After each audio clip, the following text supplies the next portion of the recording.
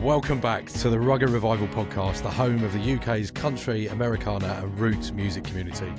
We are your go-to platform that supports independent and emerging artists across the globe. And don't forget to check our new website at www.theruggedrevival.com. I'm joined again by my hostess with the mostess, with his ever-changing cowboy looks, who loves to impersonate Zach Top and...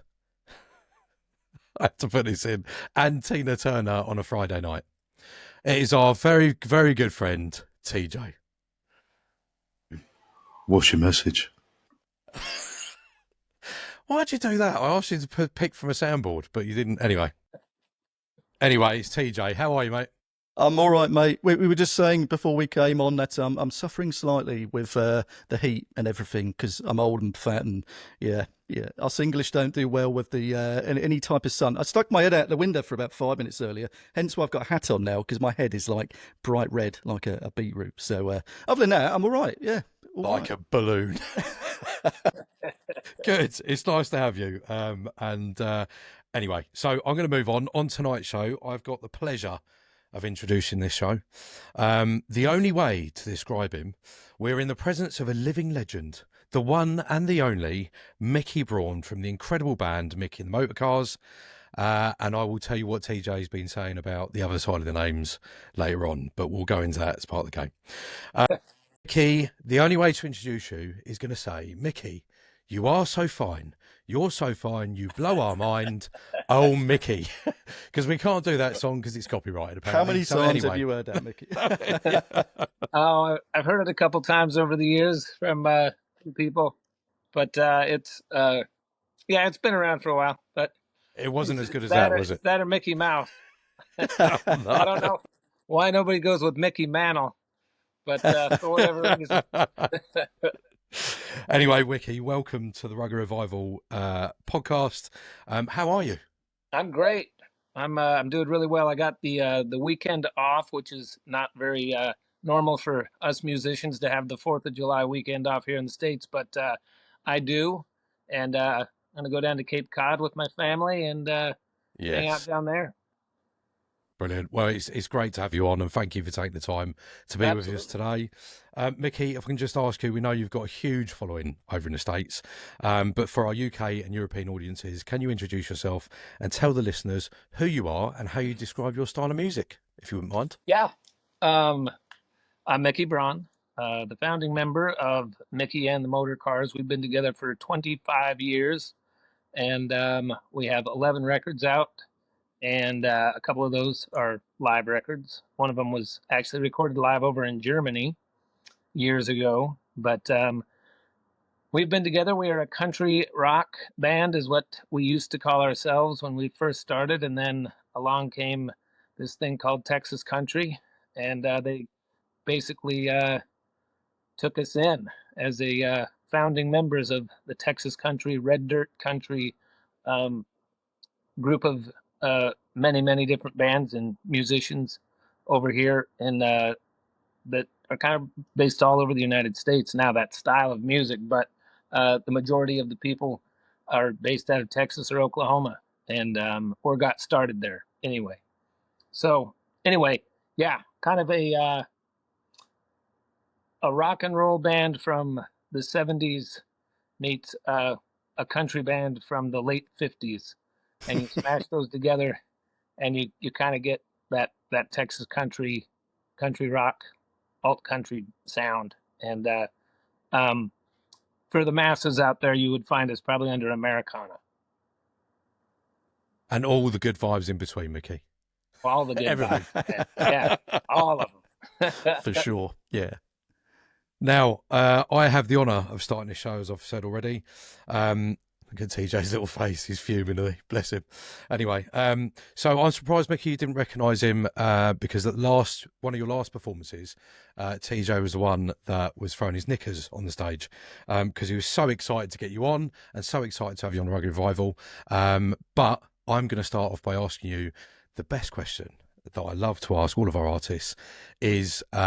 You've got such a rich history. You've got such a rich history of talent in your family as well.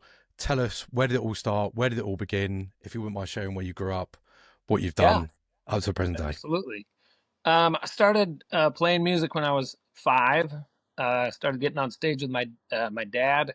He's a musician. We grew up in the state of Idaho, and it's kind of cold, uh, mountainous country where we grew up. So in the wintertime, we lived off the grid.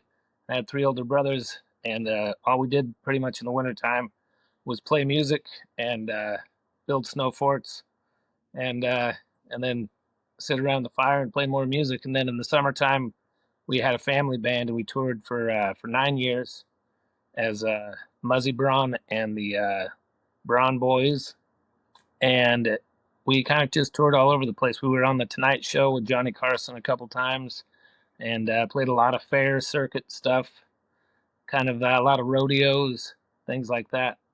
And we played more Western swing kind of style music, country Western, and so we did that for 9 years. And then my 2 oldest brothers, Cody and Willie, they moved to Oregon and started a band called Reckless Kelly. And me and my brother Gary stayed back in Idaho and worked on building houses and worked on ranches and stuff for a few years. And then eventually, Gary and I moved down to Austin, uh, Texas as well, and had our band started in Idaho. We all moved down there 25 years ago and started seeing if we could, cut the mustard down there and not get kicked out of too many bars too fast. And I I guess we pulled it off somehow. I don't know how, but I guess we did. That's brilliant, and like I said, such a rich history of everybody together. What was it like being together on the road? You know, all of you together all the time. I mean, 9 years. You said you were traveling around for. What was that like? Well, like I said, we're not together anymore. Yeah, No, fair enough. no, Read between the lines, Ronnie. Yeah, no. It was a lot of fun. We were kids. We were touring in a suburban, and my mom was pretty much our tour manager, and she our wardrobe as well. She made all of our outfits and wow. our shirts and scarves and dressed us all up like cowboys, which we were. So uh, we all picked different instruments, and I was a bass player. My brother Willie was a drummer. Cody was the multi-talented fiddle player, mandolin guy, and my dad played rhythm acoustic, and then my brother Gary played harmonica. And he could never really make up his mind until he was a little older of what he wanted to tackle. He's now a phenomenal guitar player and a great harmonica player still, but at the time he jumped all over the place. He was playing accordion for a while and piano for a while, and then moving around. He was all over the place. But anyway, being on the road together was pretty fun. We all get along really well still to this day. We all still work together on records together. We collaborate all the time. We tour a lot together, and just in general have a lot of fun working as a family. And we do a festival in Idaho every year as a group, and so far nobody's left the family and nobody's killed anybody yet. So Yeah. I think we're doing okay. You're doing well. Yeah, absolutely, and sounds like living the dream. You know, that's exactly what it should be like, and enjoying it with your family as well. So, thank you for sharing that. I appreciate it. Absolutely. Just Micky, just in the early years, just one last question for me. What was your influence, musical influence? Who'd you normally listen to? Who'd you like? Anybody out of the blue? Yeah, absolutely. When we first started, like I said, we were traveling together. So Dad basically was running the stereo up front, and it was tapes back in the day. So he he kind of kicked us off with a lot of Everly Brothers, and the the Beatles were the more rock and roll stuff that we were listening to.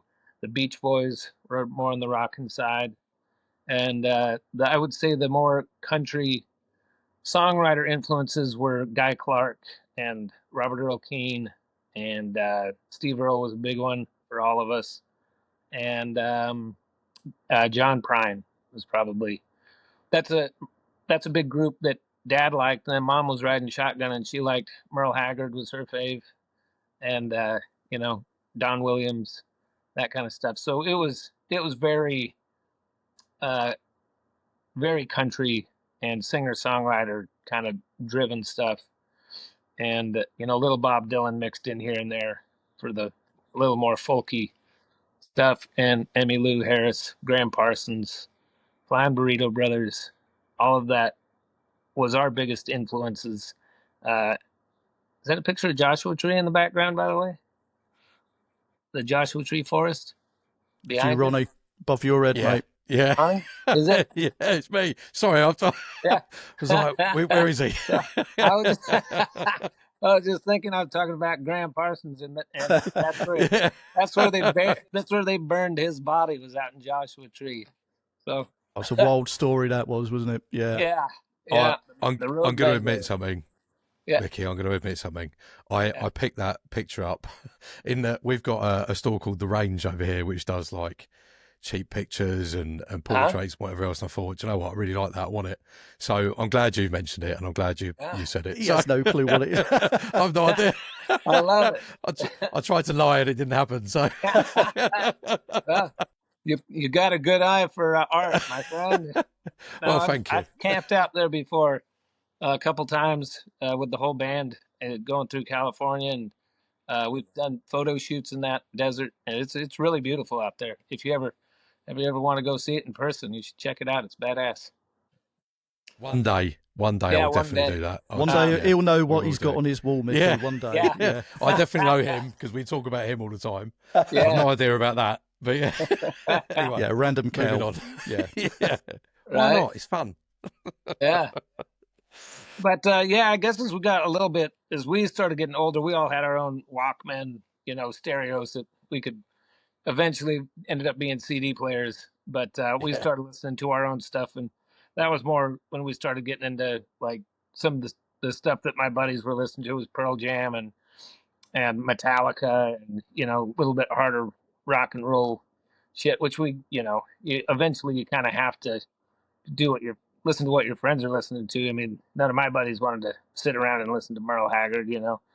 So, that's where kind of some more of the rock and roll started coming in, AC/DC, and just started getting a better idea of, what rock and roll and country could sound like together.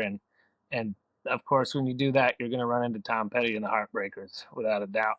And so obviously huge influence, and the Eagles, anybody that was doing a lot of harmonies and putting rock and roll music behind good country sounds was definitely the direction that I always focused on for the most part. And I think it was just because country music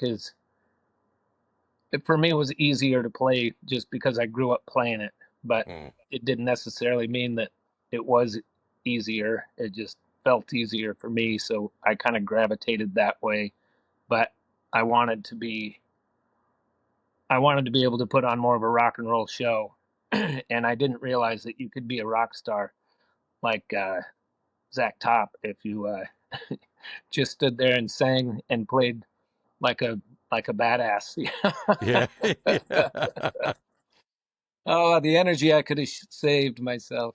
But always the greatest showman, honestly. Oh, dude, amazing. I love putting on a Always. show. It's one of my favorite things. Absolutely. That's favorite parts of doing this. Otherwise, I wouldn't be doing it. It's definitely 50% for me. Brilliant. Thank you so much for sharing that, Micky. I appreciate it. Now, I'm going to stop talking and stop waffling and put you over to TJ. I He's think got you were loads waiting of for me questions to for start coughing then, weren't you? Just to Yeah, I hand was, over immediately. So, Is he in pain? Because I'll hand over now. yeah, you can see my face has gone bright red. Yeah, time to hand over to Terry. Yeah, there we go. Anyway, yeah, welcome to the podcast, Micky. It's great learning about your background and your family history. And me and Ronnie were scouring the internet like we always do with any guest that comes on. And, actually, I mean, for yourself, you've got your own Wikipedia page, which helps. But you've also got the BraunBrothersReunion.com, which gives you a real kind of in-depth understanding of where it all began with your granddad, your dad, and how things have kind of progressed there. And this is where you've got your gigs coming up this year on is it the 7th of August, I think? Yeah.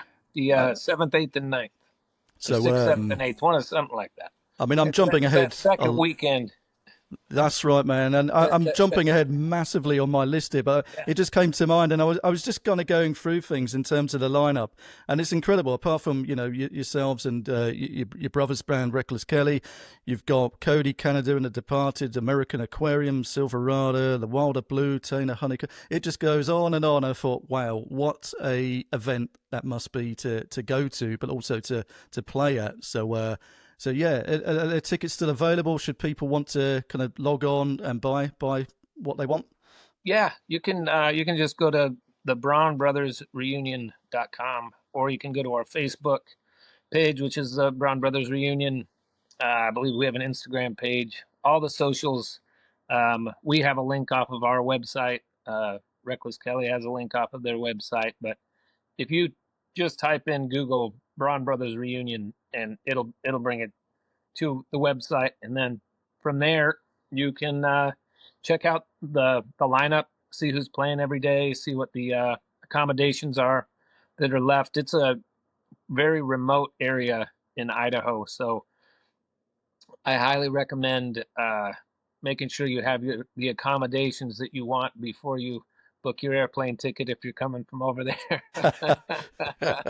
Well, it's your hometown, isn't it? Is it Chalice, how you pronounce it? Yeah, that's correct. Yeah. So that's amazing. And you mentioned that you lived off grid. So yeah, I can imagine the remoteness where that is. But it looks incredible, mate. And I think anyone that gets to go and get tickets to see the show is certainly on our bucket list now for next year, mate. So fingers crossed we can attend that, mate. But yeah, so go and get your tickets, guys.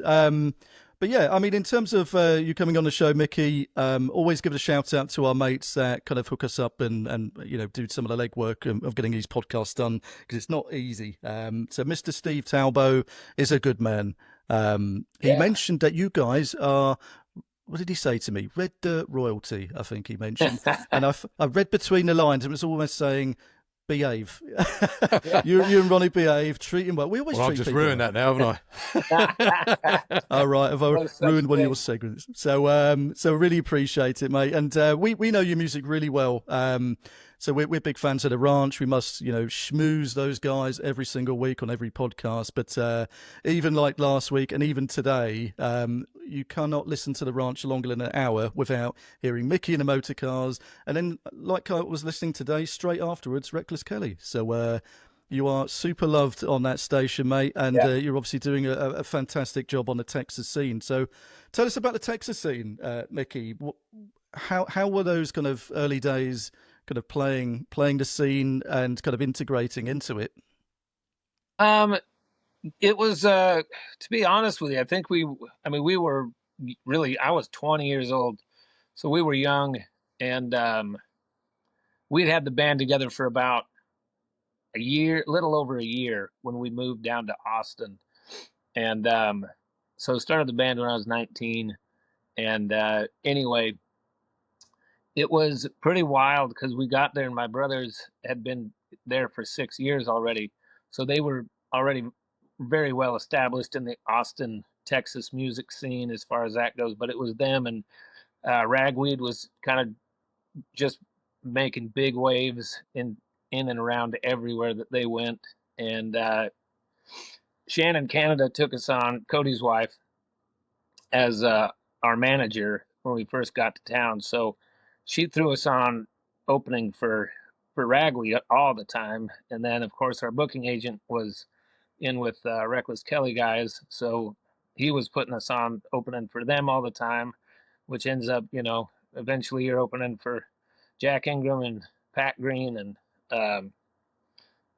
Robert Earl, all those great guys that were just pretty much very established and growing, but also just massive crowds for what we were used to playing to, 150 people was a packed house for us, and usually the venues we were playing, it was a packed house, small little bars, and playing for 3 or 4 hours a night, and mainly covers. I only had written about enough for an hour and a half worth of music that was original stuff.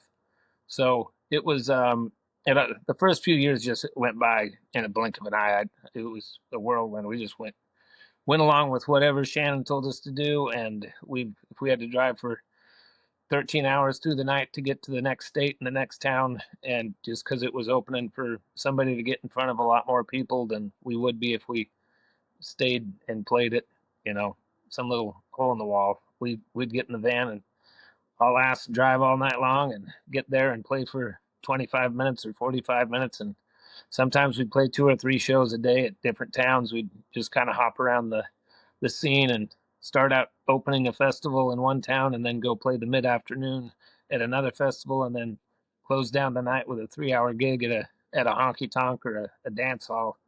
And then get in the van and drive 4 hours back to the house because we couldn't afford hotel rooms. Wow, my God. And so we did that for the first 24 years. And we did that for a long time. And then, we eventually started establishing our band was, getting more and more well known enough to where it didn't make sense for us to be opening for people all the time. And obviously, the bigger bands we still love opening for and would go on the road as much as possible. But we did finally get our feet firmly on the ground to where we were headlining most of the shows we were playing, and drawing our own crowd, had our own people, which ironically were all the people that we met and saw us while we were opening for all those other people. So it was a great tactic that Shannon got us out there in front of the masses, and it helped us out a shitload in the end. It's really been great for us to be able to tour year round, and we've always had a hard work ethic. I think we got that from my mom and dad. Just same deal. They made us. If you get a gig and you say you're doing it, you're doing it. There's no getting out of it. You better be in the hospital if you don't walk on stage that night. So we've never had to cancel a gig. Thank God, knock on wood, for any ailments so far. We've had to cancel a few due to weather or flights Yeah. canceling or whatever. We've had to cancel a few just by not being able to make it to the show, but we've never canceled one that we were sitting in the town that the show was supposed to be at.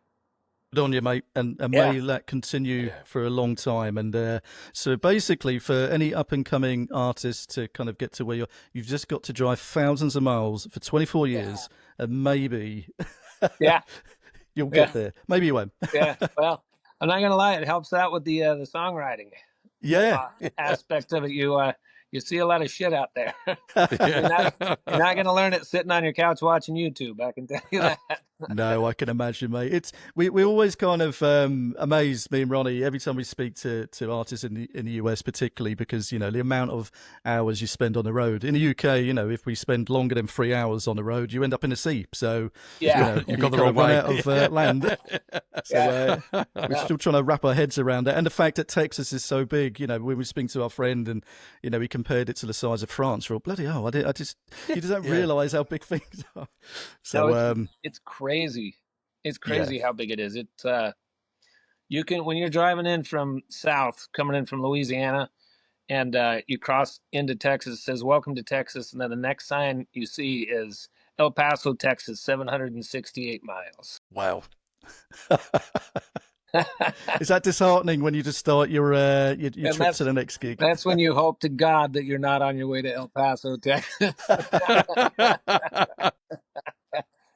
But yeah, no, it's a lot of fun. The other great thing to trickle back to what you're asking about, just getting started out was we were lucky enough to actually open for a lot of those bands they were bands that were willing to tour the United States, and a lot of the Texas music scene bands, their bread and butter was all in Texas, and their offers were big shows and festivals, and they didn't want to tour outside of Texas because they would go somewhere for an offer for $600 a night where they were making thousands and thousands of dollars.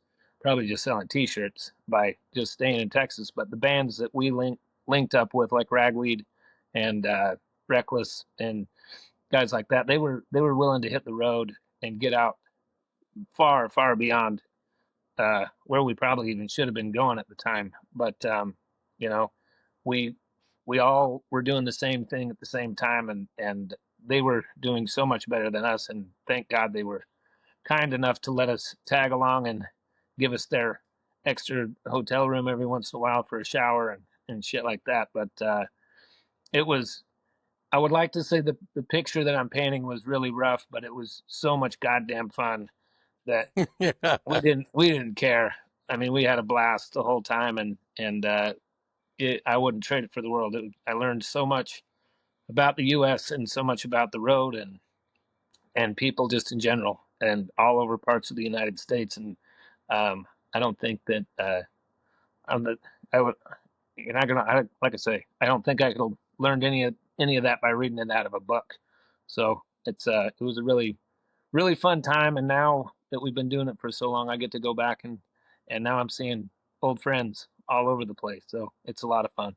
Fantastic, man. And yeah, when I was checking out your kind of tour schedule for the rest of the year and what you did last year, you're right in what you're saying. It's not just exclusively Texas. You're literally all over the states, and you Yeah. know, it's not unique as such, but it's a lot of people spend their time, like you say, just exclusively touring Texas because they can, because the state's so big, and because it pays the bills. But so it's amazing to see, and I'm guessing that's where you kind of built your pockets of fan base. So it's not just Texas; it's all of these other states where, over time, you know, you've got these fans, and you know, it's accumulated to this amazing kind of place that you guys are in now.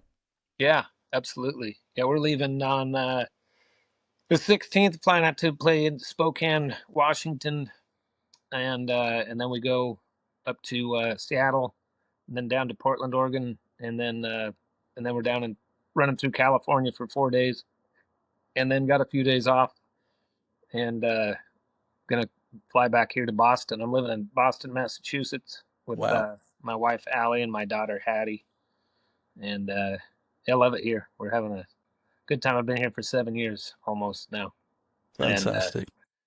it's a whole nother learning experience out here too. You know, I've moved from Idaho, which is far west, and then lived in Texas for 20 years, and then uh, I've been out here for a while, and split my time between here in Austin. The band's still in Austin, so I fly back there a lot, and that's where we leave to go on the road. So this is my home base now, but I still got my place in Austin with Willie. Superb, man. So that's about 2,000 miles. I was checking the distance and I thought, Yeah. so you must be racking up the air miles and Yeah.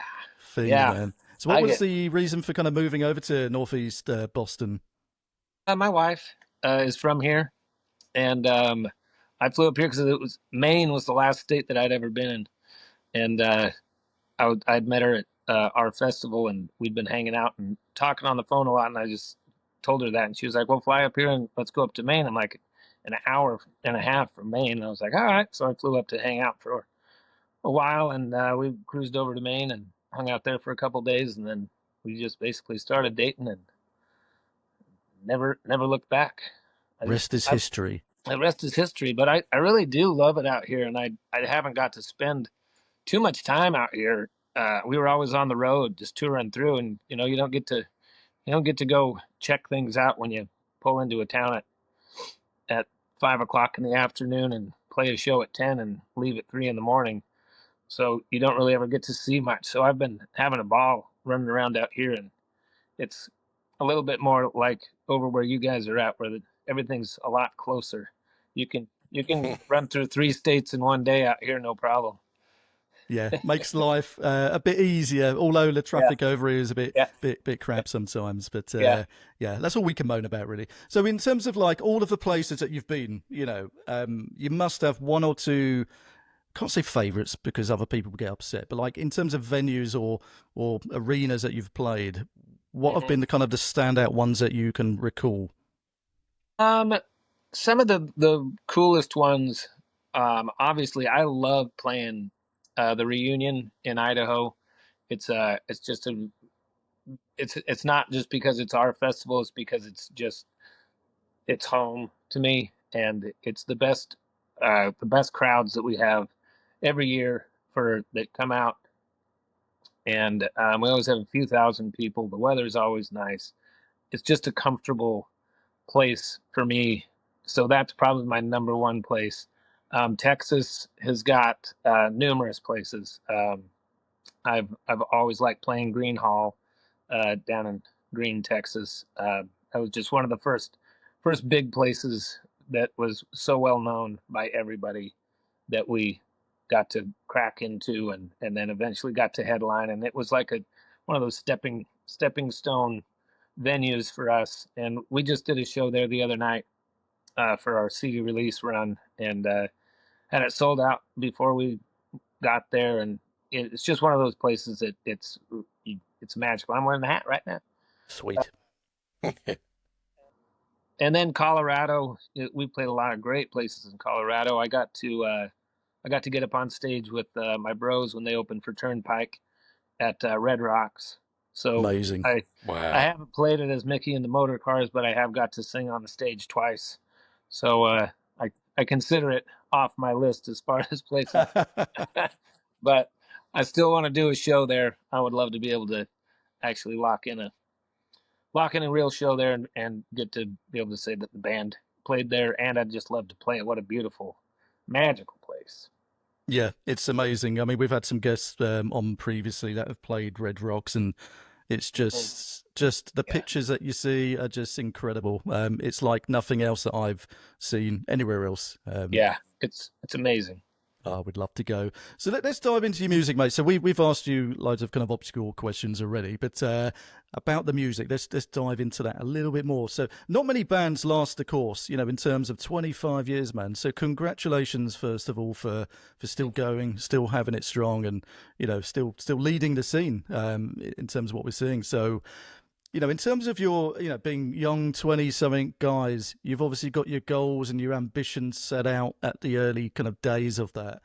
Do you think you kind of achieved what you had in your mind, surpassed it, or do you think there's still stuff that is kind of lingering that you want to do? I think there's still stuff out there. You know, I'm definitely still driven to want to accomplish a lot more as this band. But as far as goals that I set, I never, to be honest with you, I didn't think that we'd still be rocking around as Micky and the Motorcars 25 years later. So that's an achievement. And but there's some goals that kind of slipped past us. That I was a large goal was to be playing the big, you know, major amphitheaters or the stadiums, and like that was the vision at a 20-year-old mind, you know, was to be on all the late night shows and be the big stars and have, you know, 12 buses on the road and the huge crews, and that stuff that never came around for us. And the older I've gotten and the more I've been around people that has happened for, it looks like a real pain in the ass, to be honest. So to be where I'm at, I'm pretty pleased. I can still go to the grocery store. You left alone to Yeah, some degree. but yeah, exactly. But I still get to make music, and I still, you know, I still get recognized going through the airports and shit sometimes. But for the most part, I get to be a civilian, and also get to do whatever the hell I want to do when I want to do it. So Yeah. in one hand, I think I might have dodged a little bit of a bullet there, and in the other hand, I would like to still accomplish getting out and playing some bigger tours with maybe some other bands, and still getting to experience some more of that. We did some opening shots for some pretty big bands, so we have been on the stage with some pretty big guys, and done a lot of touring with that stuff. We got to go out with Willie Nelson for a pretty good stretch of time, and that was way back in the early days, and that was a lot of fun. They taught us a lot, and we've been out with Dirks Bentley and just a bunch of people over the years we've played Wow. with. It's funny when I start thinking about it. I'm like, oh my god, Geez, I guess I have done more than I thought. But Yeah, I suppose it, life kind of kicks you so fast, doesn't it? With what you're doing, you're always on the yeah, road, you're always playing. But then when you say that time to reflect, like you say, that the people that you've been playing with and yeah, in the scene with, it's absolutely incredible. I saw Willie Nelson was still gigging last week. Yeah. yeah, I can't believe it. He must be What a almost hero. 100 years old. That guy. yeah. He's in his 90s. It's But yeah, amazing. he's amazing. He's one of those guys. He's the icon.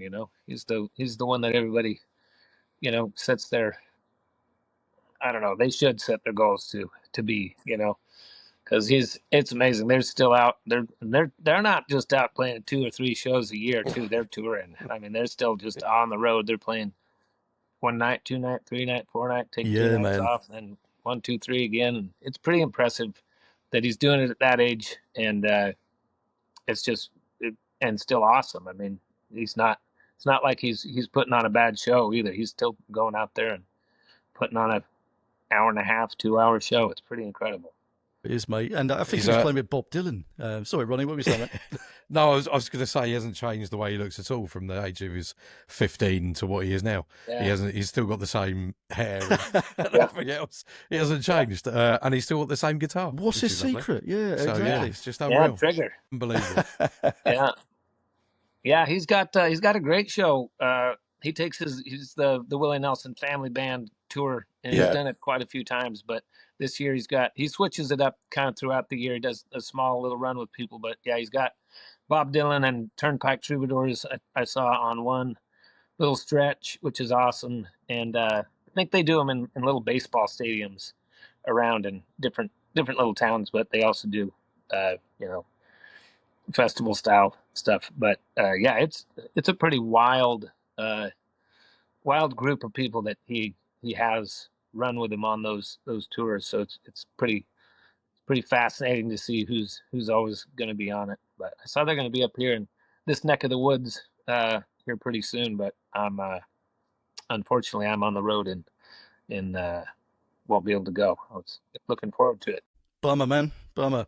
But so go back to your own songwriting, mate. So 25 years. It's when you think about the early songs that you wrote, and I suppose as young 20-something guys, the types of songs you're going to be writing then, maybe about girls and the stuff that you're doing then, it's going to be very different to, I suppose, the songs that you're writing now. When we get to our age, we've got a wife, kids, and that sort of thing. So how has your songwriting and your sound evolved, in your opinion, from those days to kind of where we are now?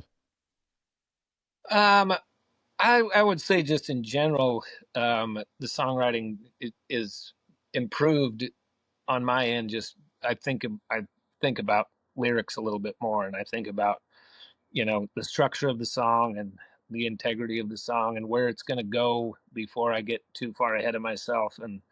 And sometimes that is a huge help because you can really kind of lay out a map for what the song is going to be like, and you can really make it make sense to the listener. And then other times, I guess it's kind of a falter because sometimes when it's just coming out onto the piece of paper, it ends up some of the best shit you get, But I definitely, I think my writing has matured a lot over the years from the beginning days of not just. I mean, I listen back to some of the stuff that I wrote at the very beginning. I'm just like, wow, couldn't come up with a better line than that, huh? That's what you decided to stick with. But I've changed a lot of those lines over the years too. Like down as the years have gone on, I've sat down and gone, no, that's just such a stock horrible line, and then I've just, unfortunately it's already on the record, so there's nothing I can do about that. But it doesn't mean I have to sing it. Doesn't mean I have to sing it live every night. It's always makes me laugh because I'm like, if you start writing a song now about chasing girls, living that sort of rock and roll life, does your wife kind of look over and think, "What's going on, Micky? What are you doing, man?" Who's Tabitha? Exactly. It's just a fictitious name, it's one of them things. Name, that's right. How many Tabithas have you met? I didn't even know it was a name. So No, it's definitely, it is funny. I've had she knows I'm a songwriter. She knows I have to. This is what I do for a living, and I have to write stories, and I have to if you're writing as much as I've written over the years, you'd have to be a complete fool to think that I've had that much success in love and lost love. it's But nice to think, though. yeah, well, a boy can dream. Oh, definitely. And then you've got your self-titled album. I believe it's your 10th album, isn't it? That Yeah, you I guess so. released. Yeah. Yeah, I was counting through, and I don't know if I included the live albums in Germany and at Billy Bob's. I guess I Yeah. did. So I think this is your 10th album, which is incredible. Not everything's on Spotify either, as I discovered, and I'm glad I did more research. So it went all the way back. And where can people find like your older songs, and how can they kind of play those ones besides kind of buying the CDs and the old school method? Man, to be honest with you, I think that we as a band and a company need to get in and re-release a lot of that stuff, because we did, being those CDs were they're 20 years old, 24 years, 23 years old. So I think a lot of that we just kind of discontinued. We still have probably thousands of them in CDs in a warehouse somewhere. But as far as, like you say, nobody has CDs anymore. So I think that we really need to sit down and figure out which ones are on Spotify or on whatever the way to get a hold of them online. Because I really don't know what's available and what's not. I Believe it or not, I don't go buy my own music. So I'm glad you said something. I might have to bring it up in the next meeting. Yeah, you should, mate. I think it'll be good to kind of go all the way back and, for people to listen. And, we've been to a few gigs recently and, we've supported artists over in the UK and touring and things like that. And vinyl has made a massive kind of resurgence over the last few years. And, Yeah. is that a thing at your gigs as well, where people wanting to sign vinyl and stuff like that? 100%. We're selling more vinyl than we're selling. I think we probably gonna sell probably like 400 or 500 CDs, and where we used to sell 4 or 5 thousand the first week, and now everybody's just downloading it. But off the stage, yeah, vinyl it's flying. It's in demand so much that we had to order it. That was the first thing that we had to get accomplished as soon as the record was mastered and ready to go to pressing.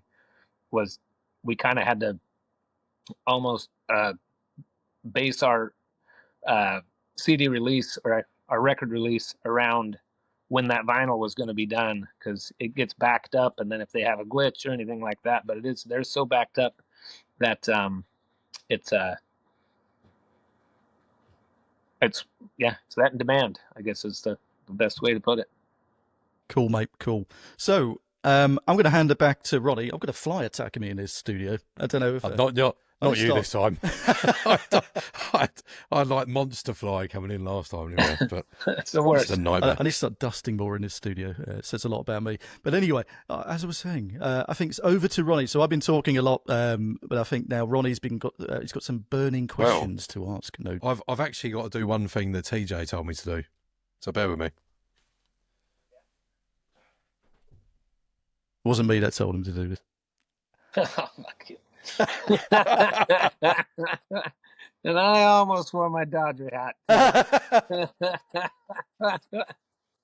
So I got a confession, Ronnie, to make. Yeah, I know. You set me up. I know. It's That's usual. pretty funny. I'm now looking around and seeing how close my Red Sox hat is. So I always test Ronnie to see if he reads anything or notices anything. So Talbot texted us. Yeah. And he said, he's a massive Red Sox fan. Yeah. And I just said, well, have you got Yankees hat? I'm sure he said he's a Yankees fan. Yeah. So that's there awesome. you go. It's funny. I grew up a Dodger fan, and living out here, I've obviously watching the Red Sox a ton, and it's been a lot of fun. I like the rivalry with the Red Sox and Yankees. It's been in my family my whole life. My dad's a Yankee fan. My brother Cody's a Yankee fan. My mom and my brother Willie are both Red Sox fans, and me and my brother Gary were Dodger fans. So we have had we're a baseball family, and uh, it's been fun. I got to go to the World Series when the Dodgers played the Red Sox. I got to go to one game here at Fenway, and it was funny. I got the tickets through the organization, so I had to wear um, I had to wear, or we were sitting behind home plate. I had to wear a Red Sox uh, shirt, and I was wearing a Red Sox shirt and hat, which I'm fine with because I love the Red Sox. But I did wear Dodger socks, just Just to hold it true. yeah. But it Yeah. was kind of Yeah. great. I had my two favorite teams were playing each other in the World Series. It was awesome. And then last year was the Yankees and Dodgers, so that was also that was really fun. I never didn't ever think I'd get to see both of both the Dodgers play my family's other teams. So I've now got to see it, and guess we just need to go back and beat the Red Sox one more time, and we'll be even Steven. Absolutely. So, One of the goals. so you reckon Ronnie should burn that hat live on? Live. I mean, Do it now. I'm not saying I burn it, but Just toss it out the window, maybe. Yeah. if it accidentally flew off your head when you were driving down the road with the window open or something. That would be by acceptable. by Yeah. accident on purpose. Yeah. Yeah, you know, maybe Anyway. accidentally set it in the oven or something like that. I'd have the police knocking on the door going, Yeah. why are you burning something in the back garden? Nothing. Anyway. Yeah. Oh, Micky, we have a playlist. It's exclusive for all of our Okay. listeners and all of the artists that we meet on here and on the road and all that sort of stuff. So I wanted to know, could you choose 2 songs out of your list of your songs that you'd like us to add to this playlist so that people can see and hear what you do? I would say for be a little more versatile, I would do like Once in a Lifetime Girl, which is a ballad, kind of a train beat, shuffly song. And that's more country. And then I would play something to be on the other end of that. I would play Bloodshot. And that I would I've say got it on those my two list. songs. Those two I've got it on my songs kind list. of. And then you can take those two songs and pretty much go anywhere in between. You're going to find that sound. Awesome. And it at least gives you an idea of how country it can be and how rockin' it can be. Perfect choice. Perfect choice. Only because the choice that I made on my list was one that you just made. So it's a perfect choice. So that's it. Excellent. Although I've had And maybe Rodeo add Girl Rodeo, stuck in my Rodeo head Girl. Oh, I was Rodeo going to Girl, say, all week. Awesome. yeah, Good. I love that as well. What one was on your list that was the same?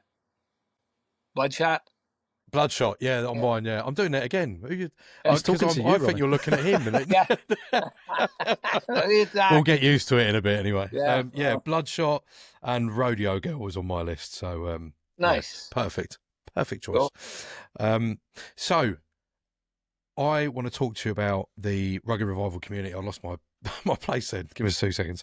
And what we tried to do with the Rugged Revival is we started it as a community. And as you know from our introduction, it's about the roots, Americana and country all together. And what we try to do is every time we interview an artist is we try and see if that artist has got anybody that they want to shout out, if they've got any emerging talent, if they see any emerging artists or bands that are sort of going round, just to give someone a bit of a shout out on here and give them an opportunity to see how great they are. Yeah, absolutely. You guys ever heard of Caitlin Butts? Yeah, man. I'm just kidding. No, you know, I always. Sorry, I'm a real smart ass. Well, it deserves us right, isn't I it? always Yeah. No, I'm trying to think of some people that are really killing it right now. But I always kind of lean towards my buddy Jason Eady. He's been around for a really long time, and I'm sure you guys have heard of him. But for those of you that are listening that haven't heard of him, he is probably one of my faves out there. And then same goes for Jeff Crosby. Do a lot of co-writing with Jeff, and Gary does a lot of co-writing. Willie does. He's probably our family co-writer is who I would put him as on the list. He's written a lot of songs with all of us, and he puts out killer albums. And his band is hot as shit, and they tour more than we do by a long shot. They are the quintessential still in the van every single day going somewhere band. And for those of you that haven't heard of Jeff Crosby, that's who I would. That'd be actually at the top of my list to check out. Perfect. Definitely go and listen to him, and you know, it will be. I'll get TJ to do some shout outs as well. Yeah. To help people to listen to him. And if you haven't heard of Caitlin Butts, then perhaps just yeah, go on Spotify, have a listen. yeah, yeah. Yeah, she's doing great. Oh, yeah. She's blowing up massively, and she seems like she's a good laugh as well. Yeah, she's great, man. We've been doing shows with her for a long time, and we had her up at our festival year before last, and it might have been last year. I can't remember. Either way, been doing a lot of shows with her over the last few years, and she's a cut up, man. She's exactly how she seems. Just kind of a fun going, and great musician, and just. If you can open any doors, Micky, to get Caitlin on the show, we'd appreciate it, mate. Are you joking? The mess that we've done so far. Tell you guys we're a pretty good time. I think she'd eat us alive, but you know, they're a good time. Delete them and block them. Yeah. So, talking about emerging artists, Caitlin Butts, if you had an opportunity to give some advice to any emerging artists or bands after your time, your experience, and what you've done, what would be the top 3 bits of advice you'd give them? The top 3 would probably be, I would say, really make sure that you're ready to go play live shows before you go out and start playing live shows. If you have the opportunity, it's good to start playing in little honky tonks and whatnot, but you're not really going to do yourself any favors if you're horrible. And that doesn't mean that you're horrible. It just means you're not good enough for people to really give a shit about you yet. So I would say make sure you feel comfortable on stage and feel comfortable with the songs and feel comfortable with the musicianship. That would be number 1 for me. If I could go back, I probably would have spent a little more time woodshedding with the band and practicing, rehearsing, getting more solid before getting thrown in front of a lot more people than I thought I was going to right out of the gate. So I wish I would have been a little bit better at my skill then than I was when I got started. So that's 1. Number 2, I would say try and make sure that it's a big thing if you're going to be a touring artist by yourself or band, doesn't matter.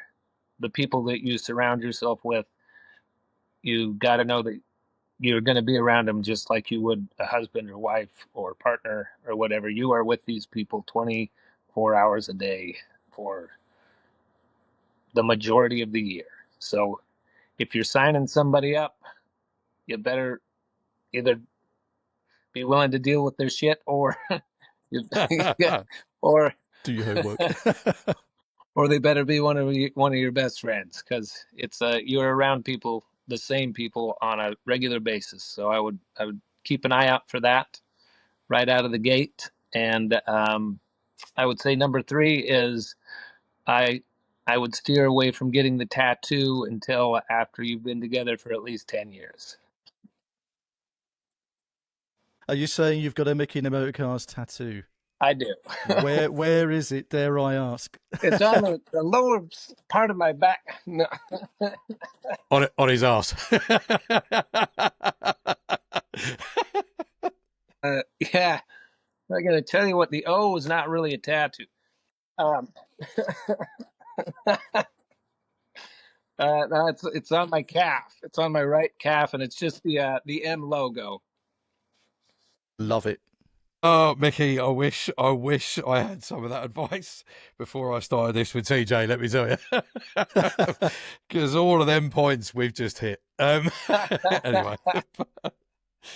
Anyway, right, moving on. So thank you for that, and fantastic advice, amazing advice from a pro. So you heard it here first. There you go. Now, guess what we've got, TJ? Guess what we've got now? We've got the gossip section. Oh, God. This is my favourite bit. I love it. Obviously, you know, we've had a few artists on. We've done a gossip section. Kerry Lick was our last artist on this show. Now, Yeah. I will read out these questions, and I'll let you guess whether we had a conversation with Kerry or not about it. So, this question is courtesy of Kerry Lick, who smashed her appearance on our last show. If you were stranded on a desert island with some form of playing records, what would it be? With who playing what? The records. If you were on a desert island, what record would you most likely have? What would be your favourite I would record? probably have Real Animal, Alejandro Escovedo. Interesting. Is that What is this Yoda? going to lead into? What is this Nothing leading yet. up to? Nothing Should I yet. have No said one show, knows. bro? Next question. What and how many shows can Kerry Lick open for you going forward? And then the third question, would you tour the UK with Kerry Lick and when? Anyway, on a side note, before you answer them, I want to know one more question from me. What is Micky's top 3 goals? My top 3 goals? Got top 3 goals. Could be 3, 6, 9 months, 12 months, 16 years, whatever you want. Well, number 1 goal is to stay on the road. Always continue to play music on the road and entertain. Second goal is to keep the band happy, keep my family happy, and that usually alludes to me being happy. And I would say the last goal would be to be a Major League Baseball player. Still time. You Only can still play for the 44, man. I Yankees. mean, come on. I'm as good as 2 Major League Baseball players right now. There's still the chance. Well, I'm sure we'll come back in a very short time, and you would have done all 3, to be honest. Yeah. So then we can come back and talk about it if you'd want to come on again. I don't think you would, but Oh, I'd love to. I'm having a blast. Good. That's it from me. You'll be happy to know. That's it from me. I'll let you answer the Kerry Lick questions after this bit. Yeah. Whenever you want to answer them. And we'll get some dates. TJ, over to you. Well, yeah. I mean, Kerry Lick was meant to leave us a voice message that we were going to play to you, Micky. You know, So being your biggest fan, and the fact that she wrote a song with the Micky and the Motorcars name in it. Yeah. You know, her latest single. So Yeah. bit disappointed in her, but we still asked the She was question. starstruck. She was, mate. You still got it, Micky. You still got it. But Excellent. so, are we playing a game, Ronnie? I don't know. Have we got one this week? Yes, Do we have actually. So it's not enough for me. So, well, you haven't done the theme tune yet. Gives me time to find it first. I've forgotten what we're doing. What theme tune are we playing this week? Oh, Banjos, do you remember? No, what are you saying? Hold on. Oh my God! Hold on. Tell me which one. Is it the Yeehaw one? No, that's at the end. Do you remember? For God's sake! What's the matter with you? Honestly, Let's just go into it. Forget the theme tune. Let's just go into it. Well, Micky, you're going to be very disappointed in that because it was Buck Owens that done the theme tune before. wow. I know. Hold It's on. always I do have it. disappointing. Hold on. This one. That one.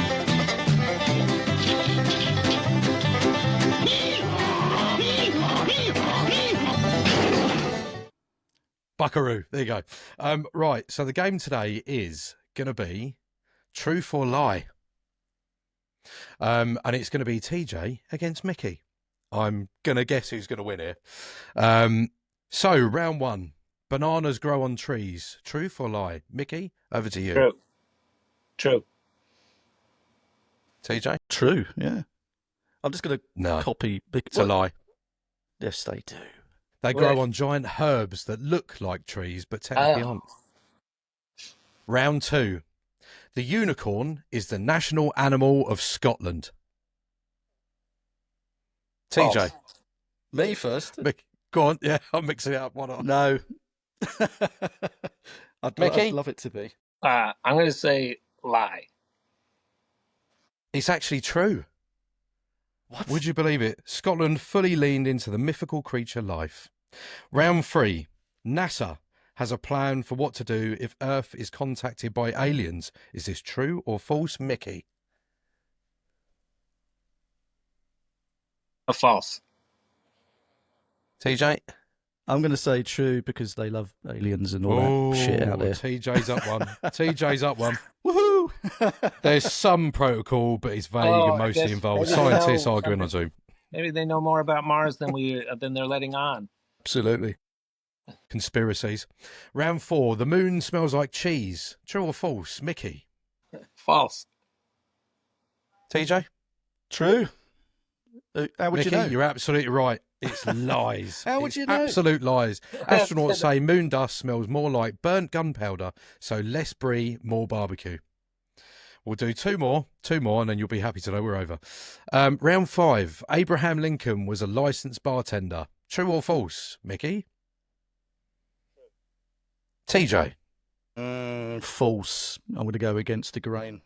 Micky, you're absolutely right. It's true. Before becoming president, he co-owned a bar called Berry and Lincoln. There you go. Round six. A chicken once lived for 18 months without a head. True or false, Micky? True. TJ? I think I remember doom scrolling and I saw that as true. Pretty sure. You are both correct. TJ is on 2. Micky, you're on 3. We'll do one more. Sharks can live in fresh water. True or false? Are you asking? Yeah. Micky, Yeah. sorry. I'm going to say true. TJ? False. Micky, you're absolutely right. You won. It is true, sort of. The bull shark can is basically the Jeep Wrangler of sharks. So there you go. Play the banjos. No, play the yeehaw, whatever it is. Okay. So forget the Tonight Show and stuff like that. You've been on the Rugged Revival, mate. You know, this is the height of your career. Yeah. So. And hee-haw. Exactly, mate. Yeah. Absolutely. Micky, you won that, so well done. Congratulations. You will get a buttered cactus trophy in the post. If you listen to the Kerry Link show, you'll understand. I love it. Send it TJ, on over to you. Right. So is it like a melted butter cactus now?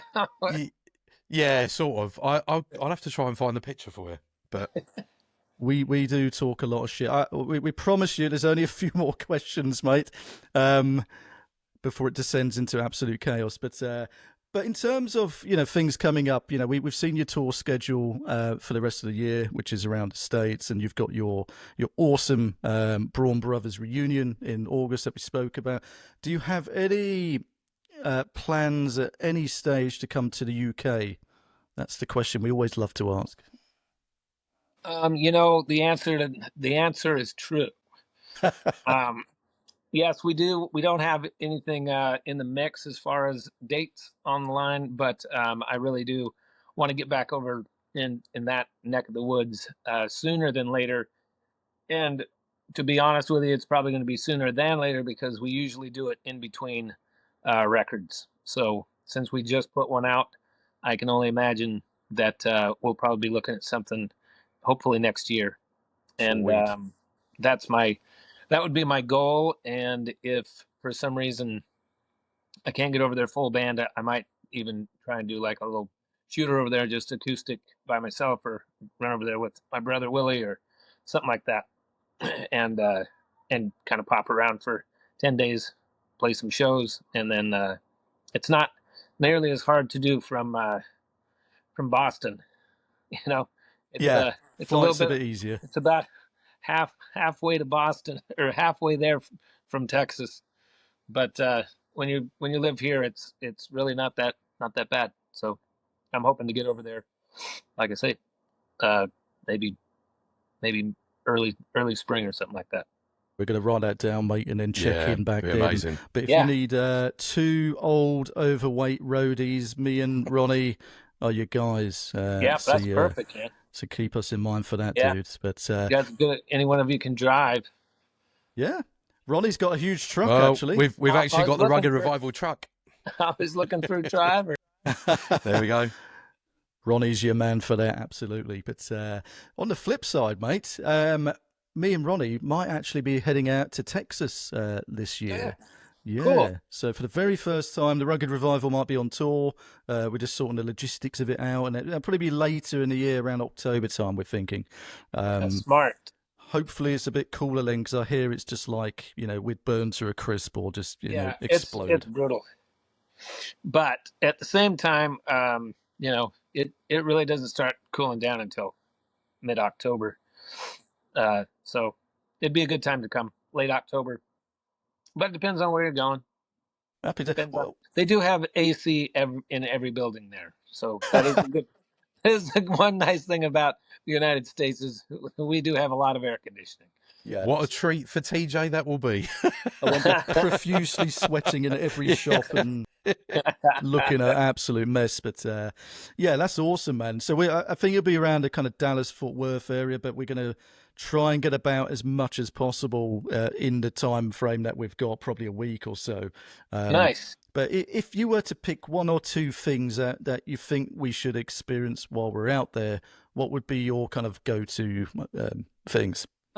Well, if you're going to be there, obviously for music. If you're in the Fort Worth area, I forgot to mention this place, but Billy Bob's, Texas, where we recorded our live album years ago.